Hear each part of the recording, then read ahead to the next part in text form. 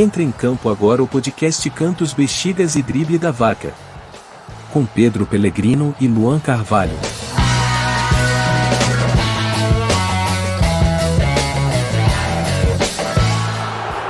Fala pessoal, bem-vindos e bem-vindas. Está começando o CBD Cantos, Bexigas e Drible da Vaca. Você tá vendo que o cenário tá meio diferente, né? A gente fez uma parada totalmente diferente aqui para vocês. Espero que vocês gostem. Ó, se você tá assistindo a gente no YouTube, no Spotify, você tá vendo aqui essa produção toda. Se você estiver ouvindo em outros canais de áudio, muito obrigado também pelo seu stream. Eu sou o Luan Carvalho e aqui do meu lado, meu amigo Pedro Pellegrino. E aí, Pedrão? Fala, Luan, tudo bem? Como estão vocês? Obrigado a todo mundo que tem escutado aí. Se inscreva no canal, CBD, Cantos, Bexigas e Drible da Vaca. Estamos aqui hoje no São Paulo, né? São Paulo Futebol Clube. Sim. Com o grande Silva, ex-jogador. Mas faz aí a apresentação. Não, é isso aí. Eu ia falar para você fazer as honras, né, de apresentar os convidados, mas é isso aí, ó. Você que tá ouvindo, se inscreve aí, comenta o que você achar da entrevista. Se inscreve nos nossos canais de áudio aí também, no Spotify, e diz aí o que você tá achando desse novo formato aí em vídeo também, que você tá vendo as nossas carinhas. Pedrão, manda aí nosso convidado de hoje, episódio mais especial.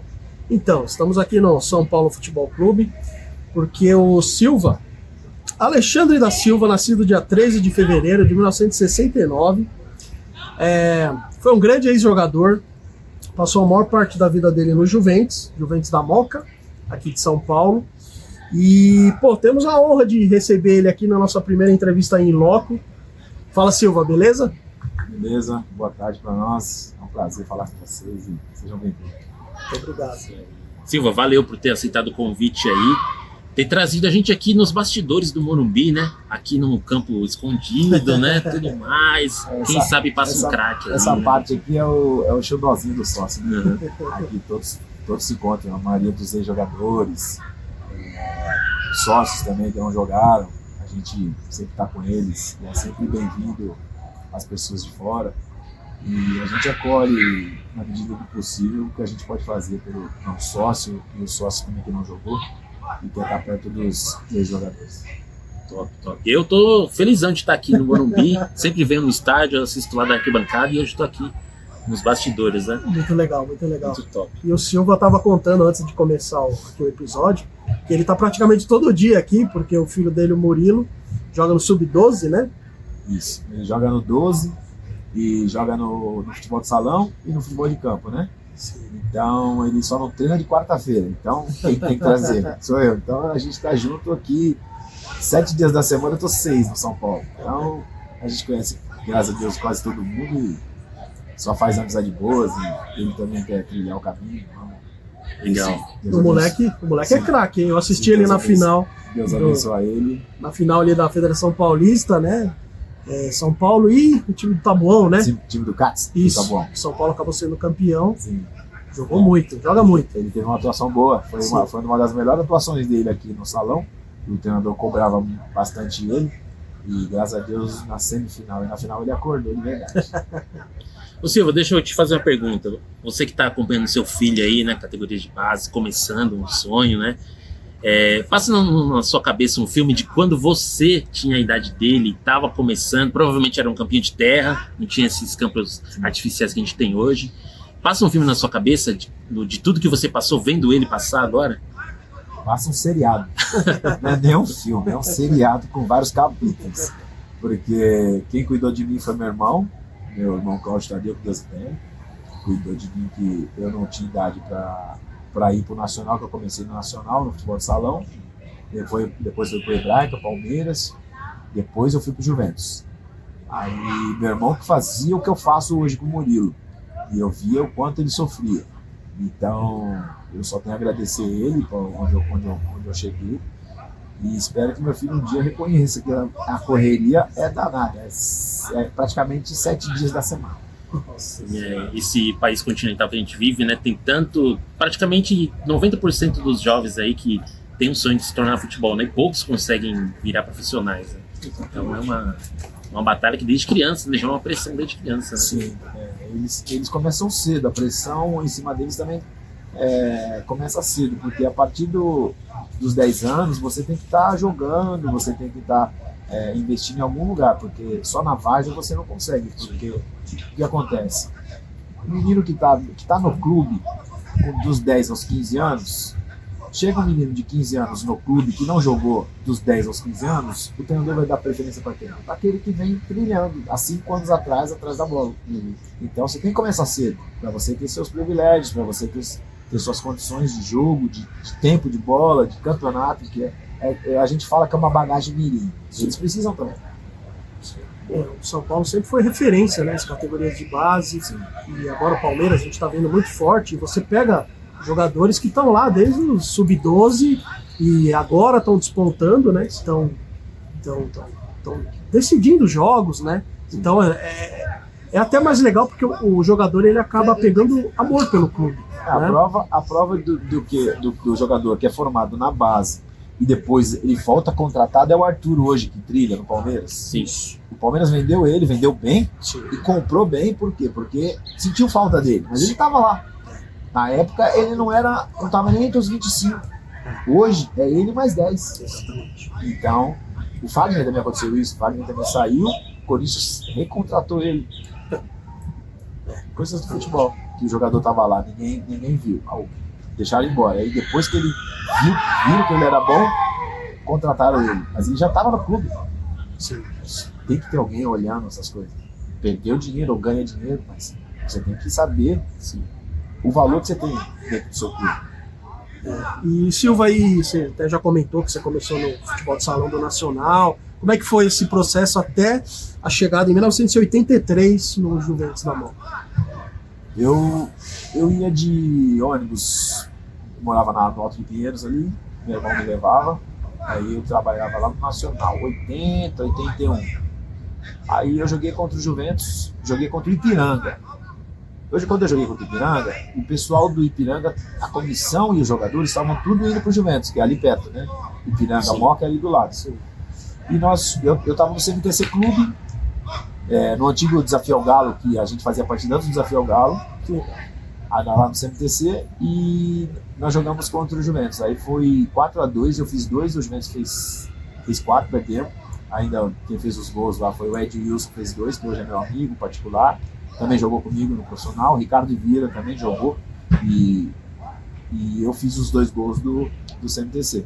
Aí a diretoria do Juventus conversou com meu pai. E aí a gente começamos a ir para lá em 82, final de 82, a gente começou a ir pro Juventus. E aí, graças a Deus, eu fui num sábado à noite, falei, sábado à noite tem jogo para uma criança. E aí fui no sábado à noite, achei que ia ficar no banco, né? Sim. Porque acabei de chegar. Sim. Você não pode sentar na janelinha. Chega quietinho, com humildade. Ele me deu a 11. Eu até estranhei, olhei pro meu pai e falei, nossa, a gente sai jogando. E graças a Deus, ainda Deus é maravilhoso. Ainda consegui, fiz um gol e o Ed Wilson fez outro. Na minha estreia. Minha estreia eu já guardei. E foi assim de um dia pro outro, né? O jogo no sábado, sim, já chega aqui, já toma 11. Já toma 11, se vira, e na terça-feira eu já estava federado, já tinha assinado contrato na categoria de base. E aí aí fiquei 16 anos lá. E você é o primeiro da sua família, primeiro e único, assim, além do seu filho agora, a ser jogador mesmo. Sim, meus irmãos tinham problema do trabalho, né? Então meu pai sempre precisava deles, né? A gente era uma família carente, pobre, né?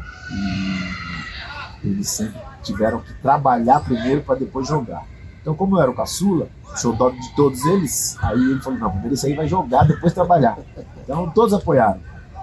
Só minha mãe que não gostava muito, não queria me levar para o Senai. Eu falei, que Senai? Pode jogar bola. Você nasceu em Barueri? Não, eu nasci na Zona Leste. Zona Leste. Nasci na Zona Leste. Aí depois eu fui para a Zona Norte, e depois eu vim para a Oeste, quando ainda novinho. Legal.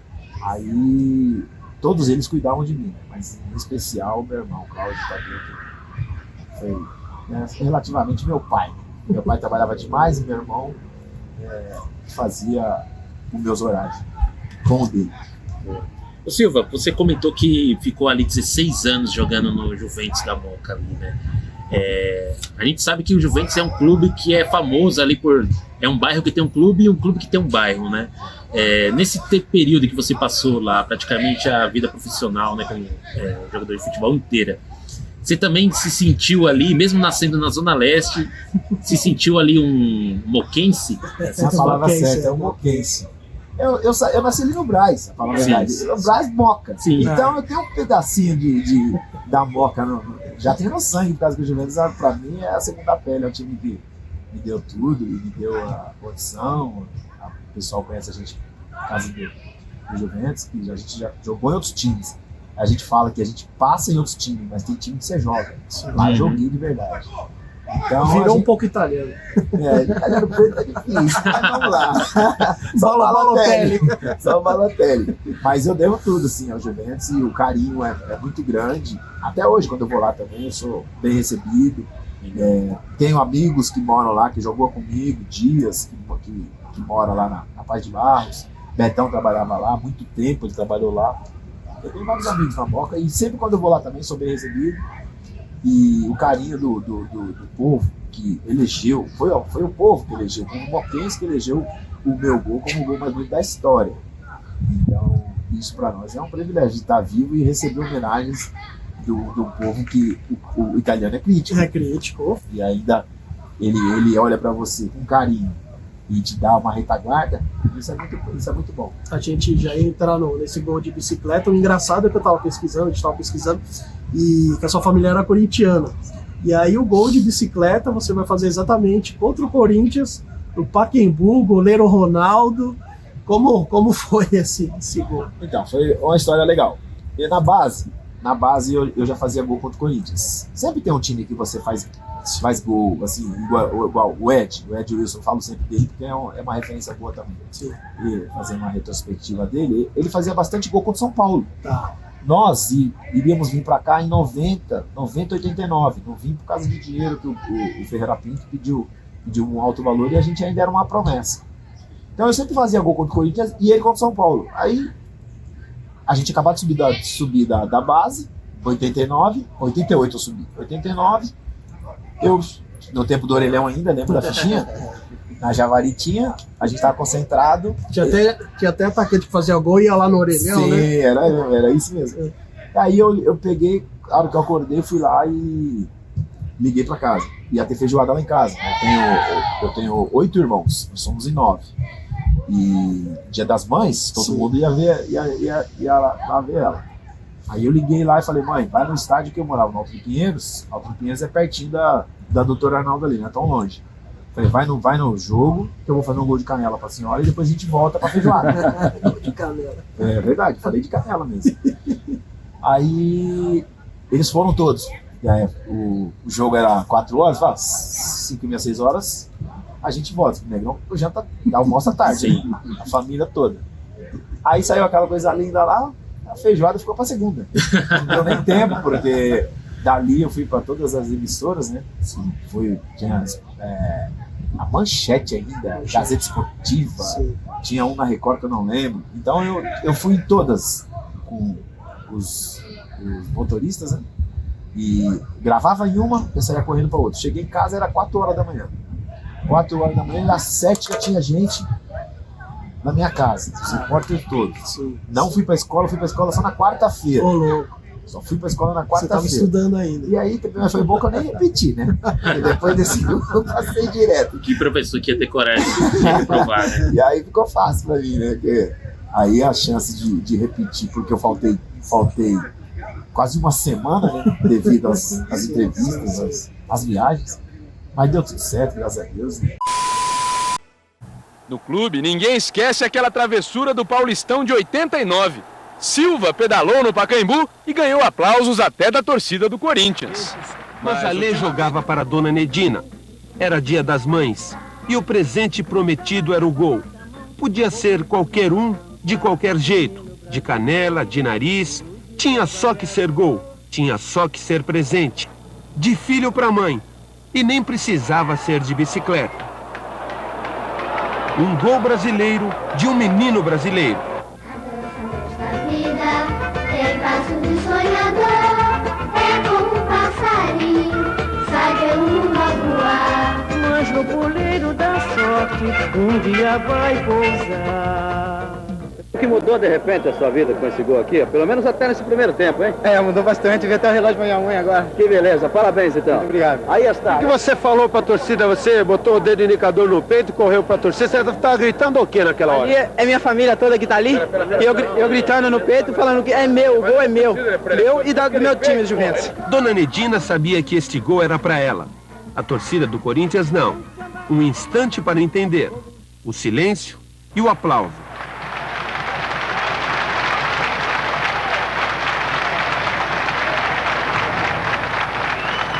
Quase morro do coração, eu pedi pra ele um gol. Mas não de bicicleta. Não, de bicicleta, um gol.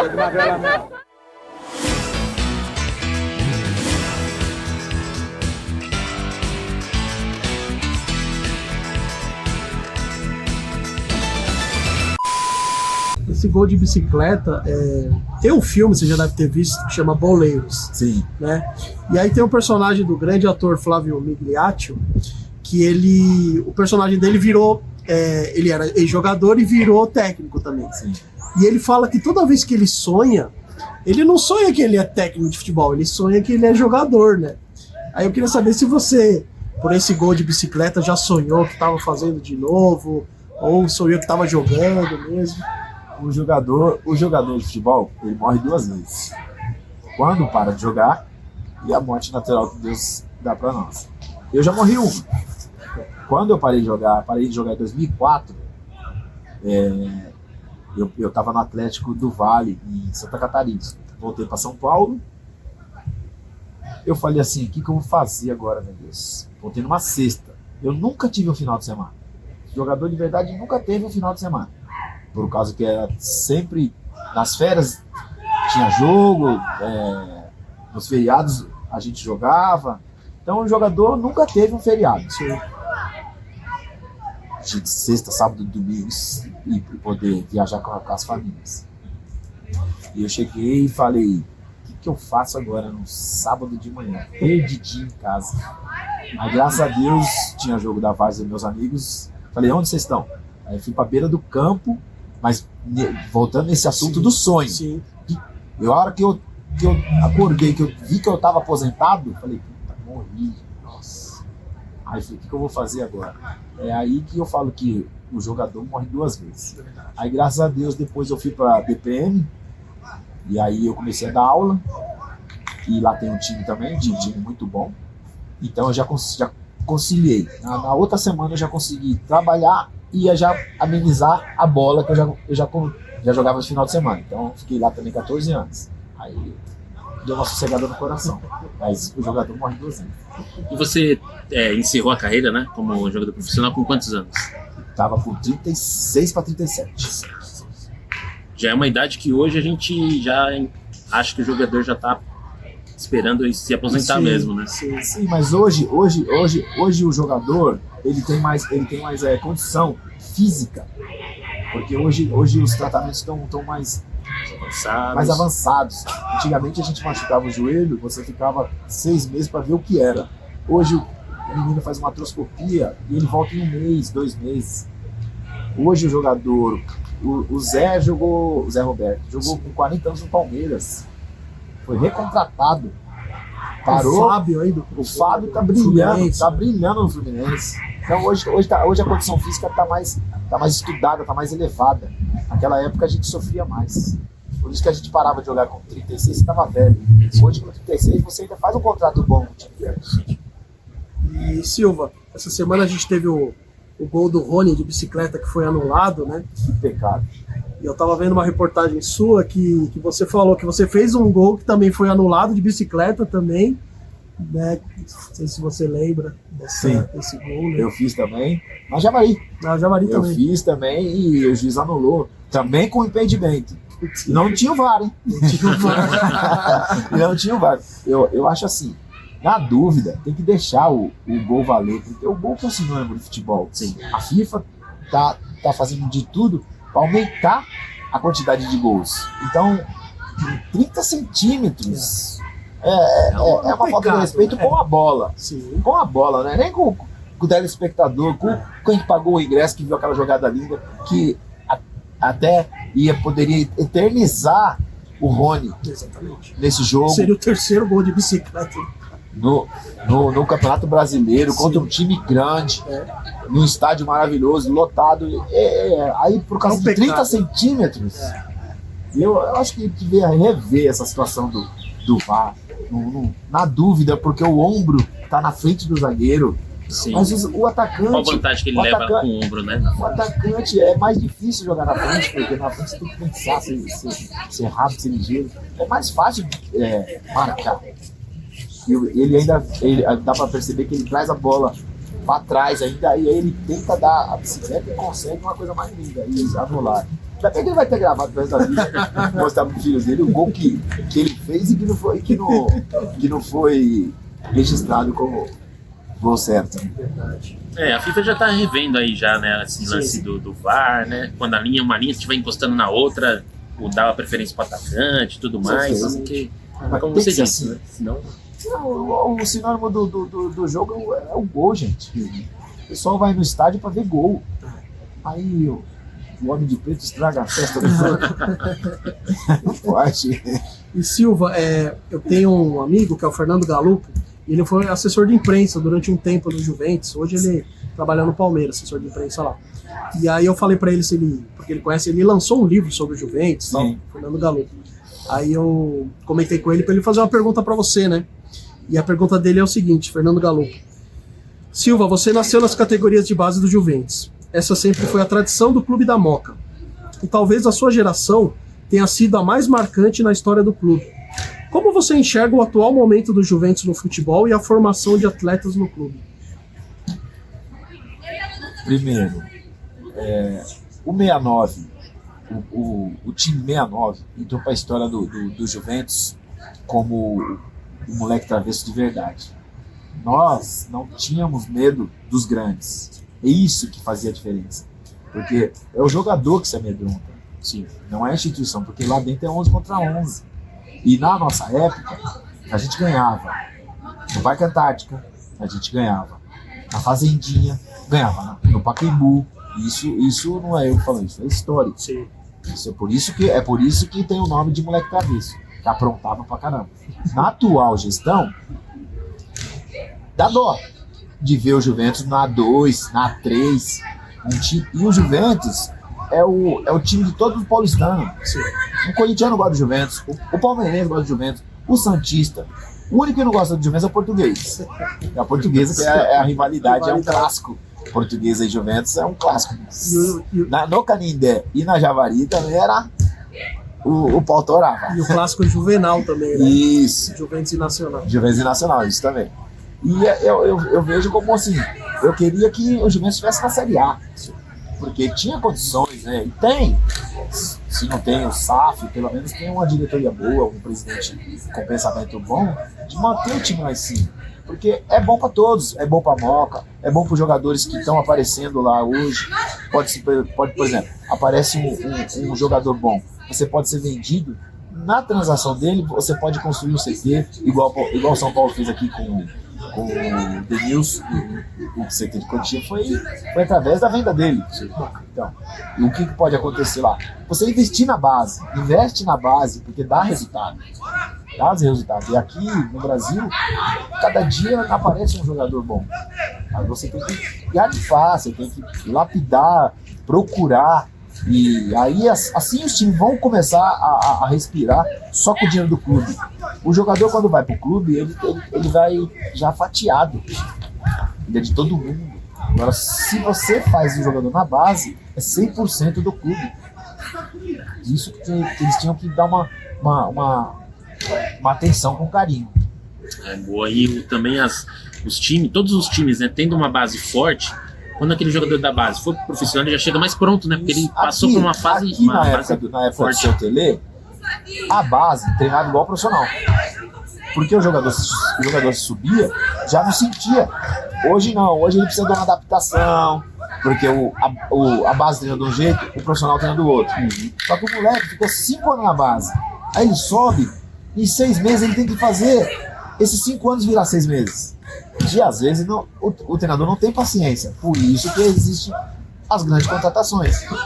O moleque não está pronto. Não tá pronto por quê? Então por que não trabalhou ele na época de igual o profissional joga de um jeito, a base toda tinha que ser obrigação do pessoal de baixo jogar igual o pessoal de cima. Porque depois a história é nas crianças. O treinador da base vai ficar lá. E o treinador do profissional vai contratar outro. E esse menino vai ser emprestado, vai ficar, pô, não me adaptei ao profissional. Mas por que será?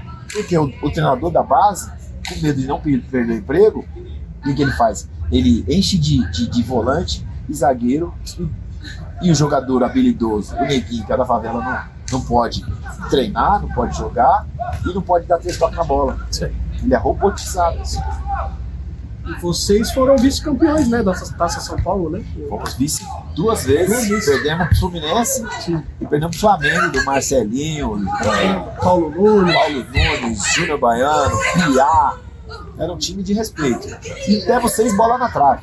Dá pra entender isso? 0-0, 6 bolas na trave. E aí, num contra-ataque, o Júnior Baiano foi e fez o gol. O gol contra nós. Técnico Borracha, né? Técnico Borracha, muito bom. Foi um dos melhores treinadores que eu tive. Me ensinou muito. Me cobrava muito, porque eu era meio preguiçoso pra marcar. Só queria atacar, parecia um indígena. Mas eu devo muito a ele. A minha situação de se comportar dentro do campo, eu aprendi foi com ele. Show de bola.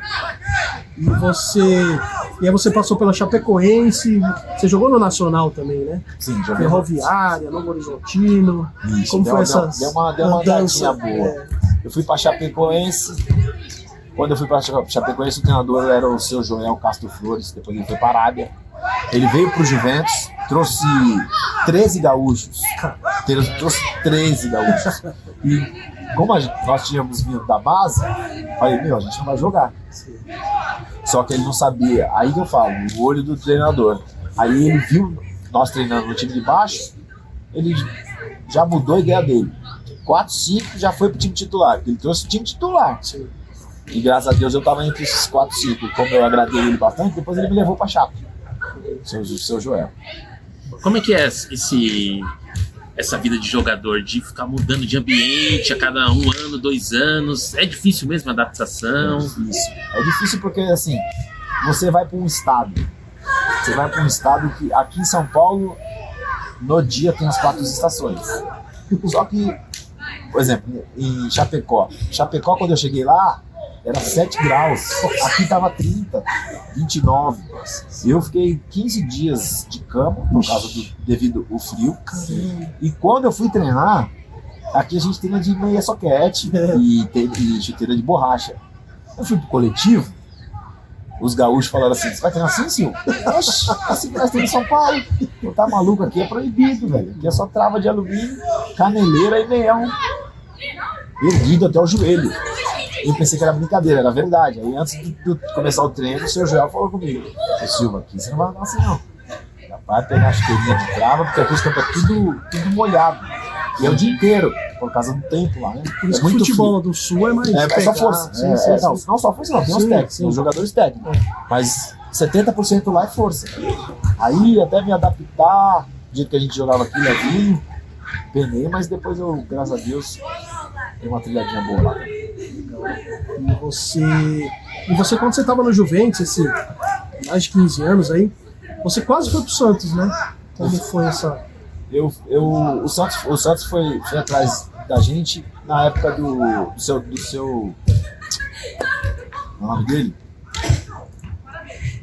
Seria São Paulo. Não era assim. Chutava forte, depois do Pelé ele fez mais gol. Seu Pepe pediu a gente lá. E aí eles foram falar com o Juventus. Eu fui pra Vila. Aí por causa de $90 mil eu tive que voltar. Cara, você chegou aí? Eu cheguei aí. O Juventus falou assim, se vocês não querem, não tem problema, ele é meu mesmo. Porque nós tínhamos o contrato de gaveta. Sim. E o contrato de gaveta eram 3 anos. Eles faziam assim, assina aí que tem treino à tarde. Você entendeu? Sim. Assina aí porque tem treino à tarde. Sim. Senão você não treina à tarde. E a gente não tinha hoje staff, o que tem hoje, staff, empresário. Era nós com o presidente. Imagina, o homem bravo, e querendo cortar você do treino da tarde, te oferecendo um aumentozinho que não era grande coisa, as luvas nem pensar, o moleque não tinha luvas, e a gente tinha que assinar para poder treinar à tarde. Então por isso que a gente dava a vida para sair do Juventus. O Juventus era bom no campo, nos bastidores não.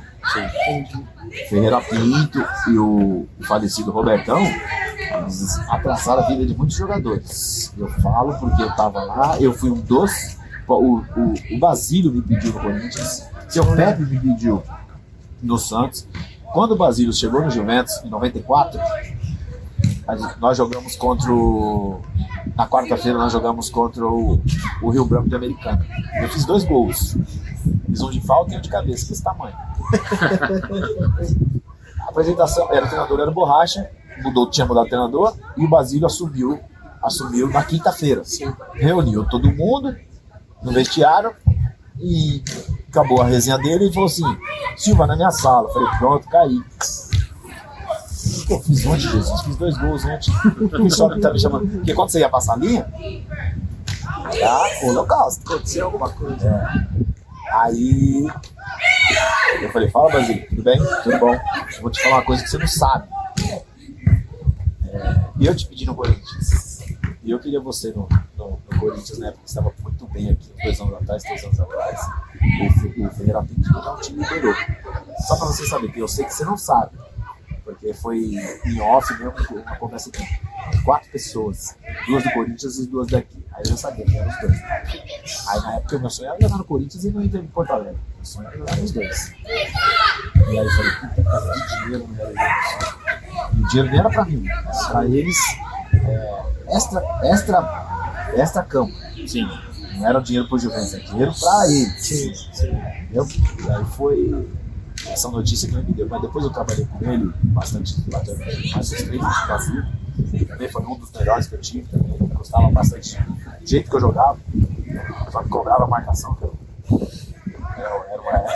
era meu defeito. Eu acompanhava o time, deixava volante, deixava lá pelo dia de jogar. Toda hora ele chamava atenção. Mas fora isso, foi um super treinador. E um dos melhores jogadores que você jogou assim junto ou contra? O melhor jogador que eu joguei junto foi o Dodô. Daqui. Que legal. O melhor jogador que eu joguei foi ele. Um dos melhor que eu vi jogar foi o Djalminha. Nossa, sim. Djalminha eu joguei contra ele no Flamengo, no Guarani, no Palmeiras, aquele time dos 100. 96, a gente pegou eles. Sim. 96 ou 94, eles têm uma derrota que perderam pra nós. É verdade. Tem uma derrota no ano só. Foi pro Juventus no Pacaembu 2-1. Foi isso. Acho que foi 94. Eles têm uma derrota. Não sei se é o time de 94 ou de 96. Porque 96 perdeu só pro Guarani. Que tem uma derrota, perdeu pra nós lá no Pacaembu. O moleque travessa aprontou de novo. Sempre apontando. Ainda o Edilson falou que ia pegar o dinheiro do bicho pra comprar passagem pra ir pra Bahia. Aí eu falei, vixe, agora ele não vai pra Bahia. O repórter perguntou pra mim, eu falei assim, Edilson, acho que não vai pra Bahia, porque eles perderam o jogo, não tem bicho. Naquela época tinha essas declarações, né? Antes, depois. Naquela época, fala a verdade, era mais legal. Sim. Hoje o jogador, pra você conversar com o jogador, você tem que falar com o staff dele. Hoje o jogador não dá entrevista, hoje o jogador não provoca. Era uma provocação sadia. Sim. Não era uma coisa ruim. Roubou Viola, o Paulo Nunes. Era brincadeira. Depois todo mundo saía junto. As torcidas ficavam brigando e nós estava todo mundo junto. Sim. Tem jogador hoje que nem a rede social dele ele mesmo que usa, né? Um assessor que fica postando pra ele. Não, e hoje se o treinador fala ríspido com ele vai no staff dele, pro staff ir no presidente, pro presidente falar com o treinador. Ele não chega no tete a tete. Ele não chega no tete a tete. Uma história boa. Eu tava no Juventus 96. Gostava de tomar cervejinha? Gosto. Tomo com responsabilidade. Bebo a hora que eu quiser.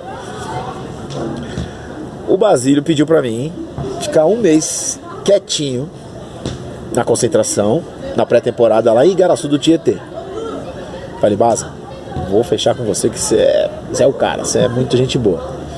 E o Robertão não me queria no Juventus por causa do meu temperamento.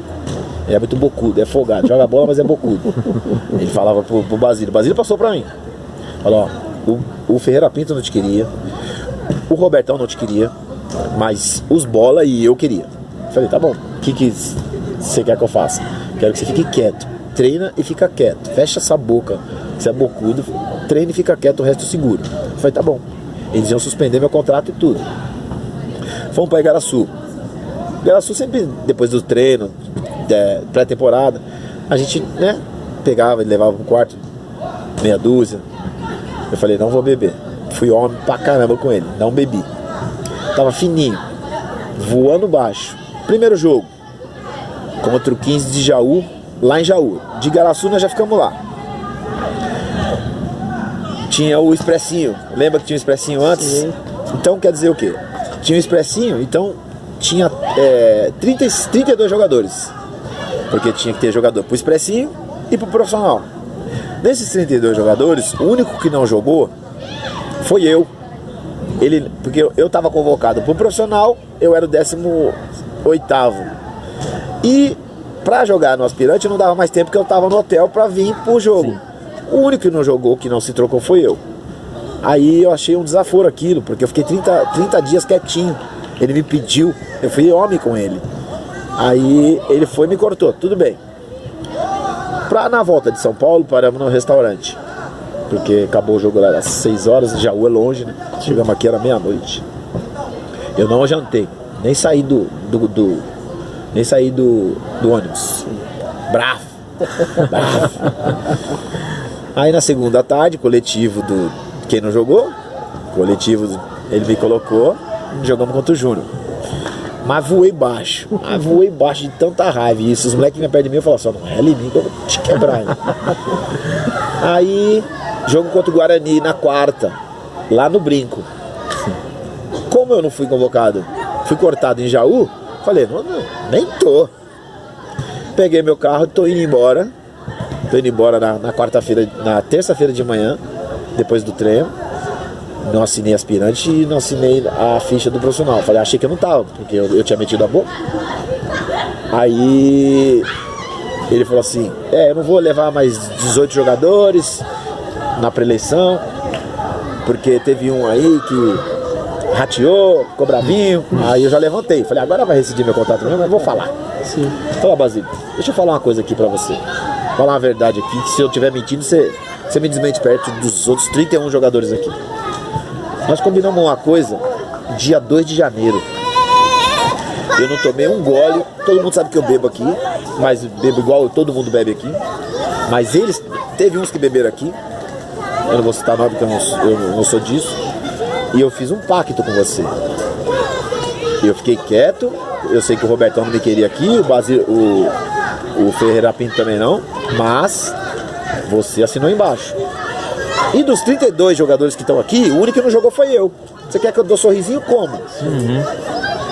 Falei, mas foi uma mudança de relação na hora que eu mandei os meninos pro expressinho. Aí eu achei que você ia ficar depois. Bom, mas eu não vou levar mais 18 jogadores. Na época era só 16, não era igual hoje. Era só 16. Cortava 2. Falei, não, sem problema, vai treinar. Aí fomos treinar. Arrebentei com o treino. Terça-feira sai a convocação, meio-dia. Quem tá vai pro hotel, quem não tá vai embora. Vai treinar na quarta-feira de manhã. Eu com certeza não tô. Na minha mente. Mas no treino da terça você já tinha arrebentado já, né? Antes de sair a eu tinha ido bem no treino. Pra não falar assim, lá, falei? No jogou tá uma bosta. Não, eu calei a boca dele. Sim. Aí na quarta-feira que vocês vão entender o que eu tô falando da segunda e do jogo do 15 de Jaú. Aí cheguei no meu carro, tô indo embora, o Luizão, o volante que jogou comigo no Juventus, jogou no Cruzeiro, meu parceiro, meu irmão, hoje é treinador do Juventus. Legal. Ele veio e falou, vai assinar a ficha lá, assinar a convocação. Eu falei, eu tô no aspirante? Ele falou, não, idiota, você é no profissional. Falei, que camisa? Tá com a 15. Falei, então tô no banco. Já, porque, né? Sim. Já saía a convocação lá, saiu 10, saiu o time, saía quem era o banco. Se era até 16, sei lá. Falei, não, se for 17 eu não vou assinar não. Que camisa que tá lá, Luiz? A 15. Aí eu fui lá, assinei. Aí eu falei, nossa, tô convocado. Milagre. Beleza. Vamos lá, e fomos pra Campinas. Jogo contra o Guarani à noite. Aí Basílio numa mesa e eu na outra. Basílio na Lapa e eu em Pinheiros, eu evitando ele. Eu quero nem papo com ele, que eu tô bravo. 5 minutos de jogo. O Márcio Grigio, meia esquerda, que jogou com a gente, jogou no Santos também. O Marcinho hoje é supervisor no São Caetano. O Marcinho craque, jogava demais. Machucou. E eu tava com as chuteiras desamarradas, que eu achei que eu não ia jogar. Meia lá embaixo pra atacar dele mesmo, pra ele ver que eu tava bravo. Aí ele levantou e falou assim: vai lá, Bocudinho, cala minha boca agora. Eu falei, nossa, é agora. Amarrei, ganhamos de 1-0, cruzamento meu, Raudinei, 1-0. Aí depois não sai mais. Aí saiu grandão, né, no final do jogo, né? Aí saiu grandão, mas depois a gente começou a voltar a amizade. Aí eu levei ele para o Bongo, eu era patrocinado. Levei o Basílio para o Bongo, levei o Luizão, levei o Anderson Lima, levei todos esses meninos que levei para o Bongo. Que o Maurinho, que Deus o tenha, que morreu agora, o ano passado ele morreu. O dono da Umbongo era meu amigo particular. Sim. Então eu tinha uma amizade boa com ele. Aí eu comecei a usar a roupa dele. Quando ainda ele vendia no carro. Vendia no carro. E ainda era só bordada as roupas que ele tinha. Quando ele virou o Mauro mesmo, monstro, falei, agora não dá mais pra usar a roupa dele. O homem deve estar super caro. Sim. Mas aí ele foi lá no Juventus. Falou, Silva, a partir de hoje, se você vai usar minha roupa, toda mudança de estação você pode ir na fábrica que eu vou ter seu kit separado. Toda mudança de estação tinha lá 4, 5 sacolas. Aí levei tudo, 4, 5 sacolas. Que legal, eu patrocinava a família inteira. Era camisa pros sobrinhos, pros irmãos. Ninguém mais comprava roupa. Era muita coisa. Sim. Toda mudança de estação a gente pegava 4 sacos. Nossa Senhora. Aí eu dava roupa pro Robson Pontes, que também tava no Guarani, depois foi pro Guarani, molequinho, ele era carente, hoje ele é milionário. Mas eu dava roupa pra ele, pro Alex Alves, o treinador que é da Portuguesa, meus amigos particulares, né? Isso é as heranças do Juventus, que a gente fez uma amizade boa lá e a gente subiu tudo junto. Ricardo Vieira, Ed Wilson, Luizão, o Robson Pontes. Então a gente fez uma amizade muito. Anderson Lima, uma turma boa que até hoje a gente é amigo, graças a Deus. Na hora, né? Hoje em dia a gente vê mais assim, né? Jogador com patrocínio pessoal, né? Sim. Tal. Sim. Que legal que antigamente já tinha essa. Já tinha, parada, a gente também era patrocinado pela Mizuno, a Mitico. E o filho dela, o Léo, morreu de acidente também, Deus o tenha, o Léo. O Léo que ia lá no Juventus, que ele era juventino. E aí ele conseguiu o patrocínio pra mim, pro Anderson, pro pessoal. Sim. E aí ficou fácil, né? A gente não comprava mais chuteira, não comprava mais tênis, e a Umbongo patrocinava. Que legal. Aí dava pra guardar o dinheirinho. E Silva, antes de começar o programa aqui, você até falou, né? Que você era bocudo, você acabou de falar que você era bocuda, e você falou que seu filho também é meio, né? Também meio marrentinho, o moleque é meio marrentinho. Porque ele assim, ele gosta de jogar numa posição e hoje os atacantes têm que marcar, né? Você vê o Rony joga pra caramba, gosto muito dele. Sim. Ele marca e joga, então ele é seleção, hoje ele é seleção.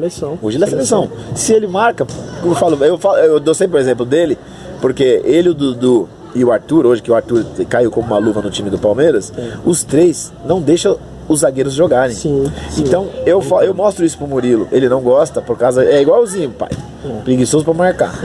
Mas a bronca dele, da minha com ele é essa, de ele marcar. Então a gente fica debatendo, porque eu tenho que marcar, tem que fazer gol. Não, você tem que marcar, o Rony marca, porque você não marca? Sim. A nossa briga é essa, que o Marrentinho não gosta de marcar. Marrentinho, ele joga bem, né? Eu já assisti, já falei, né? E outra coisa, Silva, eu tava vendo uma reportagem sua também, umas reportagens antigas, que você falou que você acha que a FIFA deveria fazer o gol de ouro lá delas, como é que chama? O retrô, né? Sim. Porque sempre tem o gol da FIFA lá do ano, né? Tem o Bola de Ouro.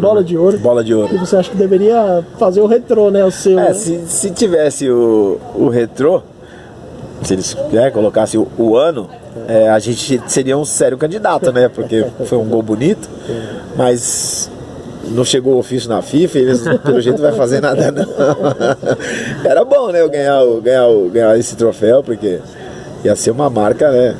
Um brasileiro ganhar aqui no Brasil e o mundo inteiro ver aquele gol, apesar que, graças a Deus, todo mundo viu, né? A minha tia estava na Alemanha na época.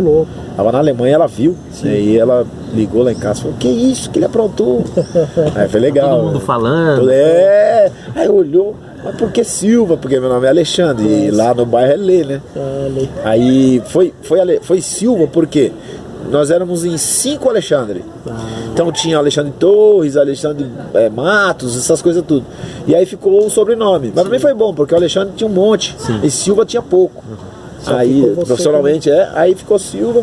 Até o Murilo gosta de pôr Murilo Silva. Ele gosta também de colocar na convocação para marcar mais. Que legal. Esse gol aí, o que me chama a atenção é o jeito que você faz com o corpo para ajeitar para dar bicicleta, né? Que eu vi uma entrevista que você comentou que aquele gingado que praticamente uma dança que você se preparou para dar bicicleta. Da capoeira, né? Eu fazia capoeira. Eu fiz 10 anos de capoeira, né? Eu tinha uma elasticidade boa. Sim. Eu abria o espacate assim, abria ele inteirinho. E nos treinos eu fazia gol de bicicleta, gol de voleio. Eu tinha facilidade, porque eu era levinho e eu fazia capoeira. Capoeira é só salto. É só salto pra lá e pra cá.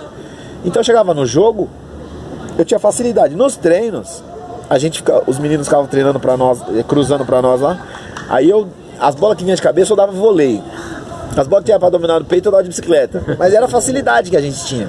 Aí ainda eu falei pro Luiz, eu cito eles toda hora, porque eles são prova viva, né? Sim. Que nós crescemos junto.